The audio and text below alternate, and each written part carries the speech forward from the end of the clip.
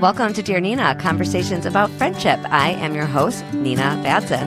I am so glad to have you here. This is a fun topic because we talk a lot on this show about how important it is to spend time in person with friends, to show up. We talk about friendship is an action. It's not just an idea or something you hope falls in your lap. You have to make it happen. I really enjoyed the ideas that came up in this episode. These are ways to get together that is beyond just the obvious of go for a walk, have coffee. It's something different. There's the idea itself. You can steal the actual idea. And then there's some of the deeper, important ideas beyond it, like scheduling these things, maybe scheduling the next one while you are still there. My guests are Ashlee and Katie from Coffee and Crumbs, a long-running website about motherhood, hospitality. There's a lot about friendship on there too. Katie and Ashlee have put together a beautiful book called You're in Good Company. It's a collection of essays and recipes and reflections. Katie and Ashlee each have a piece in there, and there's other writers. I love the way the two of them talk about friendship, and they just have good ideas that you can plan for people you're already friends with, or use it as an excuse to invite people you're trying to get to know. And it might become a regular thing. This is a replicate, copy this idea, and run with it episode. Hello, Ashlee and Katie. Welcome to Dear Nina, conversations about friendship. Hello, Nina. Thanks so much for having us on the show today. Yeah. Hi, Nina. It's good to be here. I really feel like I've had a nice amount of visitors of other people who are as into friendship as I am. There's a large handful of us out there who've been writing about, talking about friendship for a long time. Tell me more about Coffee and Crumbs and how many years you two have been working on this together. Well, Katie's been part of Coffee and Crumbs since the very beginning. I launched this space in 2014, so we're going on 12 years of writing about motherhood in our space, and it's been truly just a real joy and honor and privilege to work with this team of writers. It's been just such a transformational experience for me in my life to not just walk alongside these other women in the ups and downs of motherhood, but also to attempt to make sense of it through the art of storytelling. And yeah, we're just so excited to be here today to talk more about friendship, which has been such a core component of the work that we do. It's almost impossible to talk about motherhood without friendship. People do it. There's the nitty-gritty of parenting. And we should say, Katie, I know you have 6 kids. Yes. And what's the age? Yeah, the oldest is 13 and the youngest is 5. Oh, you're really just right in the thick of it. And Ashlee, right in it. Oh my gosh. Wait, Ashlee, what about you? Mine are 13, 11, and 7. So I've got half the amount of chaos as Katie. Still a good amount of chaos, though. Okay, so I have 4 kids, but the ages are 21, 19, 16, and 13. So Wow. I end where you're beginning, which is kind of cool. Yeah. So if you think about it, it's a lot of children between the 3 of us. Wow. That's amazing. In our topic today, I mean, your book covers so many wonderful, beautiful aspects of motherhood and friendship and getting together and hosting. But we're going to talk about how to do it in a way that doesn't make everybody nuts, because I especially want to focus first on, Ashlee, something that you wrote about in the book. You have an essay about a group of friends that has been getting together for 7 years once a month to have dinner.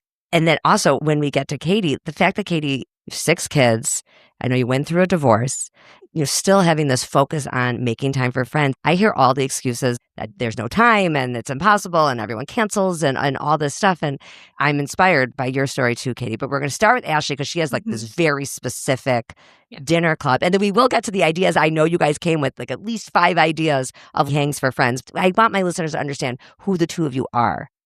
Yes. Yeah. I was so happy to be able to put this story into writing because obviously it's a story I've been living for so long. And this one specific group of women that I have dinner with once a month has not only, shaped my life and my relationships with them, it's also really shaped how I view friendship in general and the gift of specificity. And so I wrote this whole essay about this group of women. It's called The Proof is in the Show Notes. The show notes is what we call our group text. I love that. As a podcaster, I love that. It really speaks to me. Yeah. Every time we hang out, when we all go home, we text each other links to every single thing we talked about. And so if you just look at our group text, it makes probably no sense to anyone else, but it's just an ongoing list of show notes, essentially.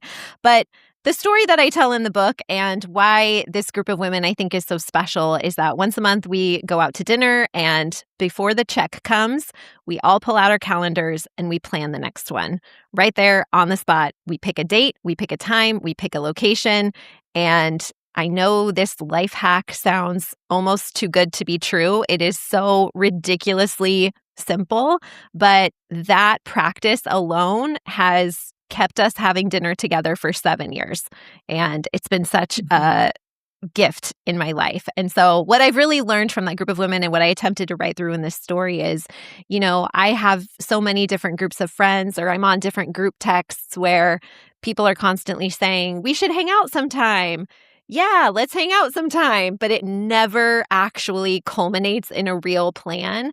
And what I've learned through my dinner club friends is when somebody says, let's hang out sometime, I come right back with, I'm free next Wednesday at 6:30 p.m. How about you? Just to put the detail into it immediately helps the momentum actually follow through. It's so important. I've done entire episodes about this. I've done Substack posts on this that I called it How to Schedule Plans. And it's really simple. You have to suggest dates. And sometimes get my undies in a bundle when people say to me, and I can tell they want to do it. I don't think they're just saying it offhand, but we should get together for a walk. And I'm always the one who sends dates. It feels like, no, send me dates. Sometimes I want to be the one who sifts through your dates and looks. The hard work is opening your calendar. The person who does that is doing the hard work. The person who just checks those 3 dates that you unearthed for them is doing the easy job, I think. So I think it's nice if it's never going to be equal, because I'm really big on that. Some people are just more organized and better at that. Every once in a while, it's you send the dates. Don't let everyone else send you dates. You send the dates. Which I think is what's so cool about my dinner club is that we all do it together at the same time. It's not on one person. We always know before the check comes, we're all busting out our phones. We're opening up our calendar apps. We're doing it right there on the spot. And that does, it helps with resentment or bitterness if, only one person is ever making the plan. You're sharing the burden. And the reason it works is I heard you talk about on your own show, because everyone actually comes every time. Yes. Yeah. That's actually essential. I mean, you can't all be sitting there to make the date when the check comes if 2 people cancel, even if it's a different 2 people every time. And it sounds like it's a huge commitment to, commitment in a good way. I don't mean this. It sounds like that's a bad thing. To show up, to actually come once a month, not make excuses. Yeah, we treat our friendship like a commitment because it is. We don't treat it as something optional or something we can just flake on at the last minute if something better comes along. And I think that is definitely part of the glue holding us together. It's both the act of actually making the plan and then actually showing up. It's kind of a 2-step process there. And then, Katie, I'm not asking you to tell your whole life story here, but in terms of how it affects the time you have to spend with friends, can you speak to that? Yeah, well, anybody with children, honestly, whether you have 1 or 6 or more, motherhood definitely cuts into social lives and friendship lives, and there's a huge balance there. And so for me, what is, and we're going to talk more about some of these simple ideas, but for me, I have really had to learn that the micro investments in friendship add up to something really, really special. So don't underestimate the small things. As you mentioned, I went through a divorce, and that was a really painful season of my life. And I think, gosh, had I not been blessed with people who, like Ashlee, my best friend, who had taught me the value of quick check-ins, sending each other things that I thought about you, just knowing I'm on her mind, she's on mine, we're checking in, all of that. We don't live in the same state, so our friendship is sustained on the quick check-ins. Without all those micro deposits, though, in a friendship, when life really did get hard and I needed some real macro investments from my friends in those seasons, I wouldn't have had that. It really was built, these just one little brick at a time for the community around me. And that has made it sustainable because, with a busy life, you don't always have time for a girls' trip every 2 months. Okay. You can't get away all the time, but you have 5 minutes mostly. And sometimes you have an evening. But even if you don't have an evening for a while, you have a few minutes. And that's important to see that, though, as part of the whole process of sustaining really healthy friendships. Beautifully said. All right. Who wants to dive in first with your first idea for our listeners? This is Ashlee's jam. We're going to let her start. All right. That's I right. don't know about that, but I'm excited to talk about some low-key hangs.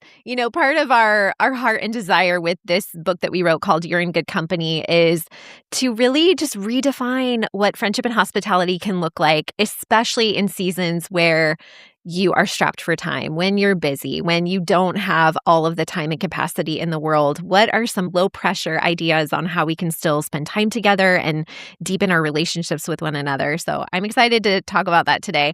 The first idea is what I call grown-up show and tell.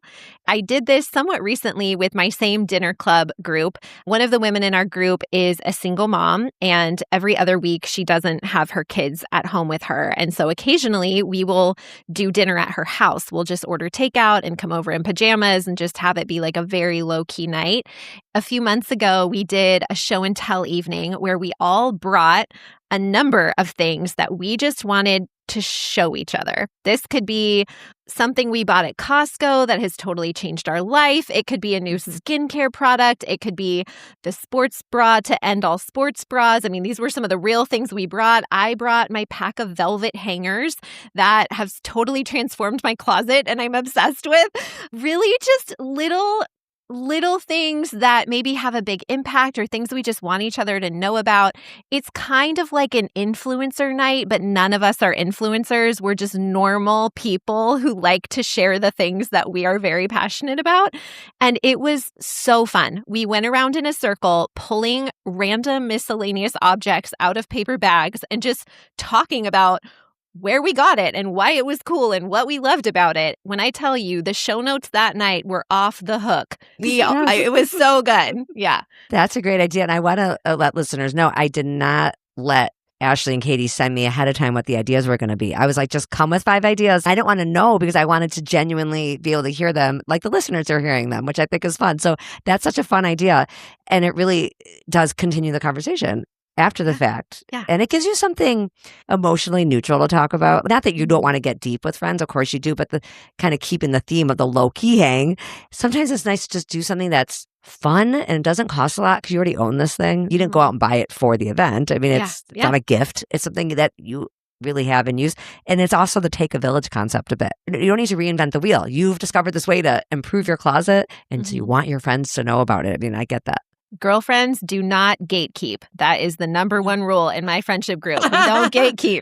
Yeah, I'm the same way. All right, Katie, did you have the next one? Yeah. So this is something that I have done with my friends several times, and it has become a tradition, a favorite tradition. It's just, I'm going to say, call it soup night. But what makes it pretty fun is that everybody invite 4, 5, 6. You invite, actually, there's no limit. The bigger the table, the better. Or you could do lunch if it fit better for lunch, but everyone brings a soup that they love in a crock pot.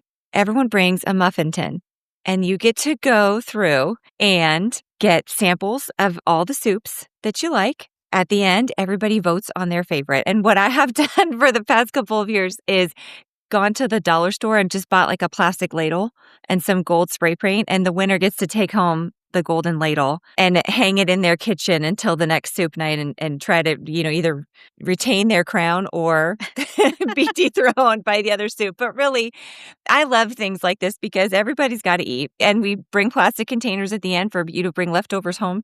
Again, what Ashlee was saying is a simple way to share something you love. Yeah. But just a fun way to have dinner too. That's so great. Ashlee used a word earlier, which I love. This word is specificity. And both of these events have that. It's not just let's get together. It's let's get together to do this thing, which is very specific. It doesn't have to have the deeper meaning, but it does because every time you get together with your friends, it's always adding to the full picture of that friendship. But having that specific reason to get together at that time is part of also what gets people to come. Yeah. And not just think of it as something that's unimportant. So when we say low key, we don't mean not important. We just mean not a very beautifully catered dinner party. We just mean other ideas of ways to get together. There's nothing beautiful about a muffin tin. It's just a muffin tin. It's actually quite ugly and stained and old, but you just show up with your muffin tin and a spoon. You've got the best dinner in the little party tray. already set for you. So I also love, my Mhm. Enneagram 3 is showing, but I love a little healthy competition. And I'm not a Mhm. good cook, but I would be very inclined to make a very good soup because Yeah. I want that golden ladle. You know I do. Yeah, you can't have, 10 of your friends sipping your soup and being like, ew. Yeah, you got to at Yeah. least have it be decent. Bring your A game.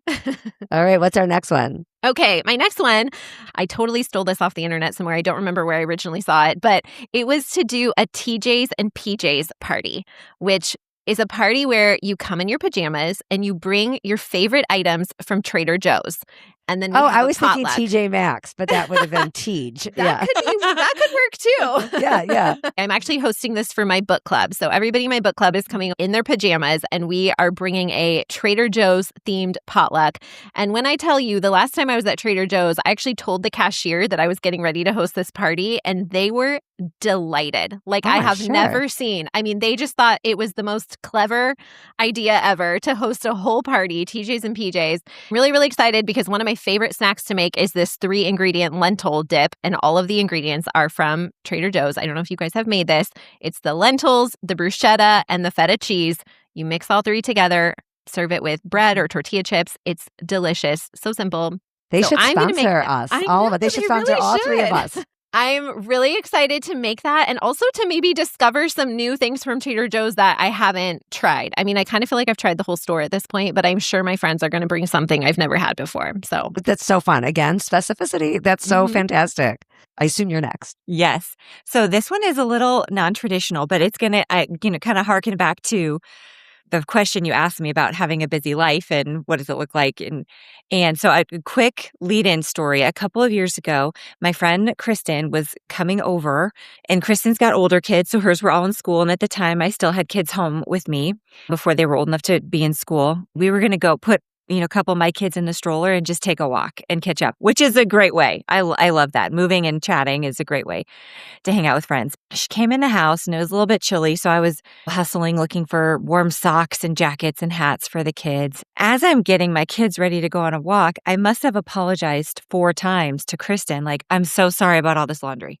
Just overlook all the laundry. Okay, let me see if the socks are in the laundry. She finally stopped me and she said, Katie, I have heard you apologize for the laundry several times right now.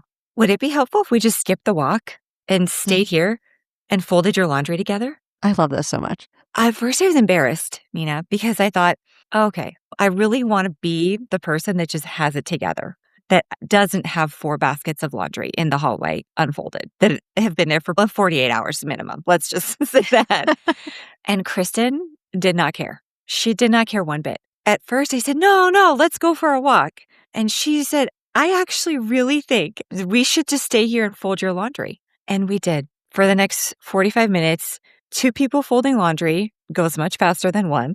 And we had just as beautiful of a conversation.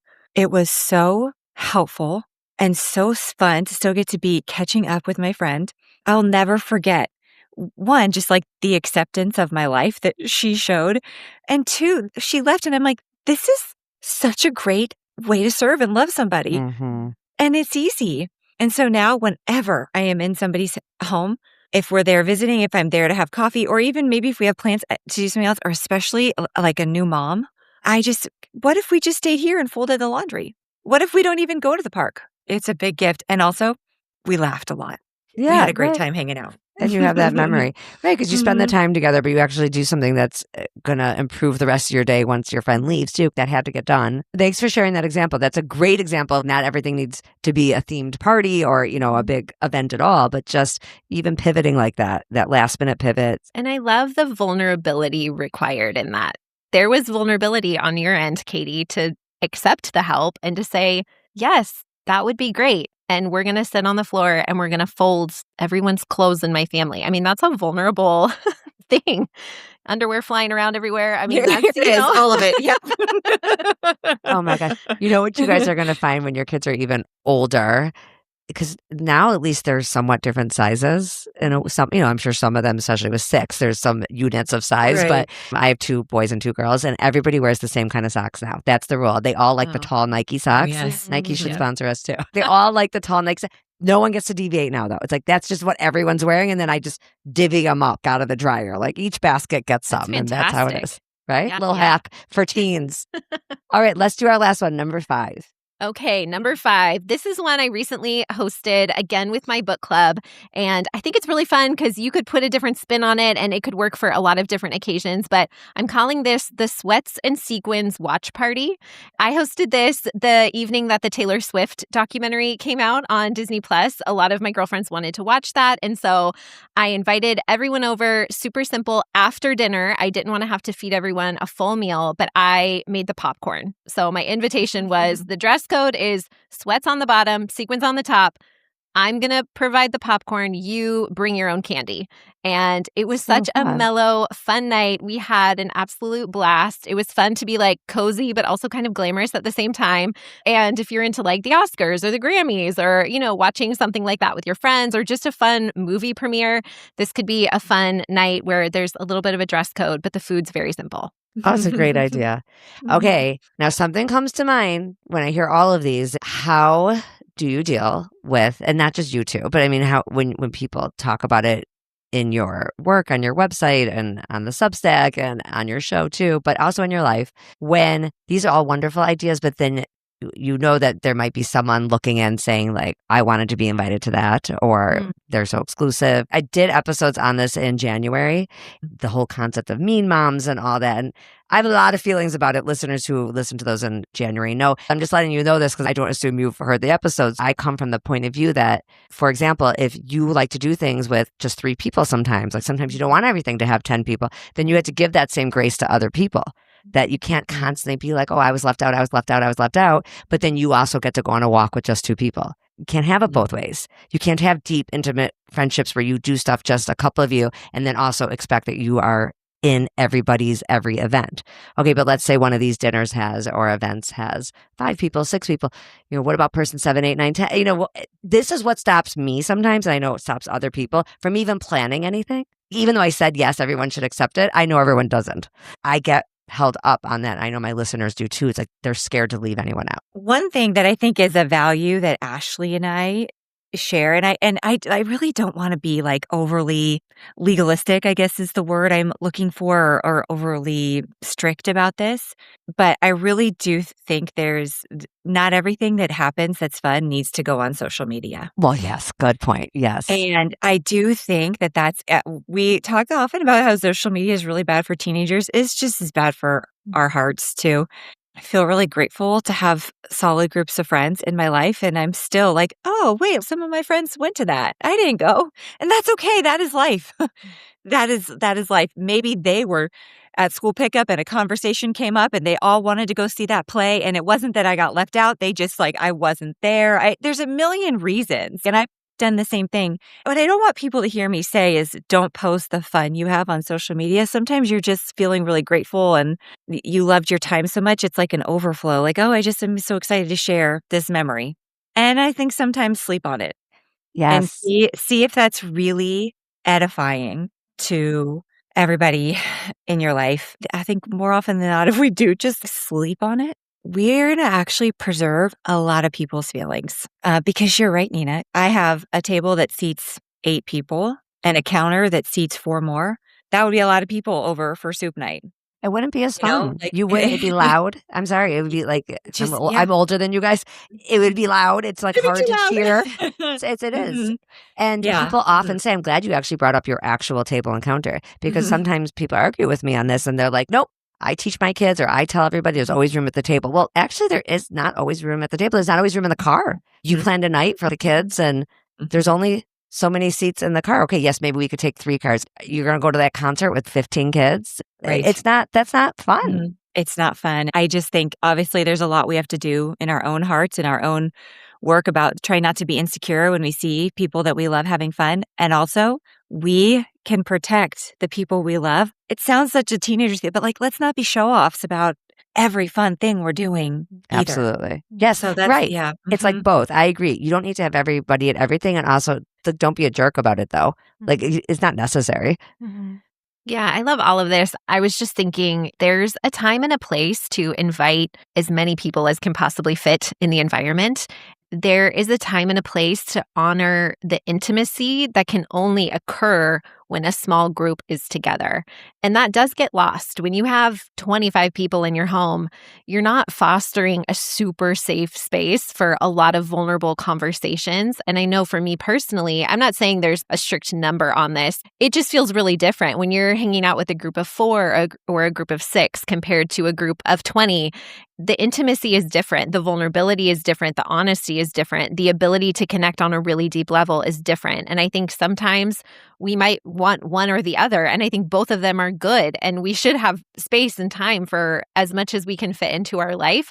But I agree with you, Nina, that does not always need to look a certain way. And it would be great if we could maybe even think about that ahead of time when we are planning something and we're deciding who to invite. Is what is our goal for this at the end of the night? Is it to deepen a few quality friendships? Is it to just fling open the door and just get everybody in and make connections for strangers to meet one another? Those are both beautiful goals, and they can both occur in really different circumstances.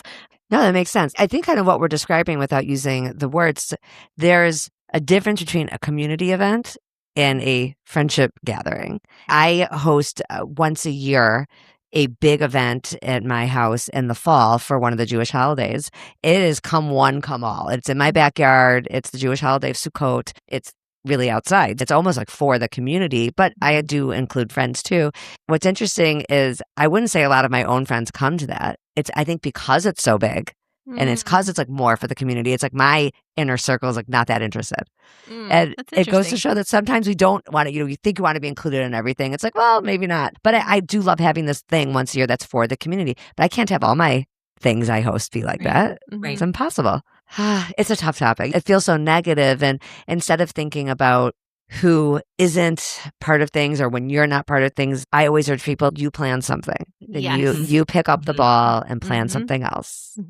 I loved all these ideas. I like that we expanded the conversation a little bit to some of the sticky points of planning things, but back to the positive. These are wonderful ways to suggest people get together. I know your book is full of all kinds of ideas. What else would people find in the book? Yes. Well, our book is a collection of essays and recipes. So if this topic is enticing to you, if you want more encouragement and really practical examples of what low-key hospitality and deep friendship can look like, even in the midst of a really busy mother's life, you are definitely going to want to pick up a copy of our book. It's called You're in Good Company. It's available wherever books are sold. It'd be a beautiful gift with the photography. Oh, I'm so glad to talk to you. Thank you both for coming. And I'm going to tell you how I end every episode because I know you will agree. Come back next week when our friendships are going well. We are happier all around. Listeners, you can find my Facebook group, Dear Nina the Group. When you go into the search part of Facebook, just type in Dear Nina the Group. And that is a great place where you can get your anonymous friendship questions answered, not just by me, but by other active members of the group who have been there. And maybe they can even answer from the other point of view because it's so many people coming together who care about friendship. So that's at Dear Nina the Group. And if we're not connected on social media, that's at Dear Nina Friendship on Instagram and TikTok, even on YouTube. All right, have a great week.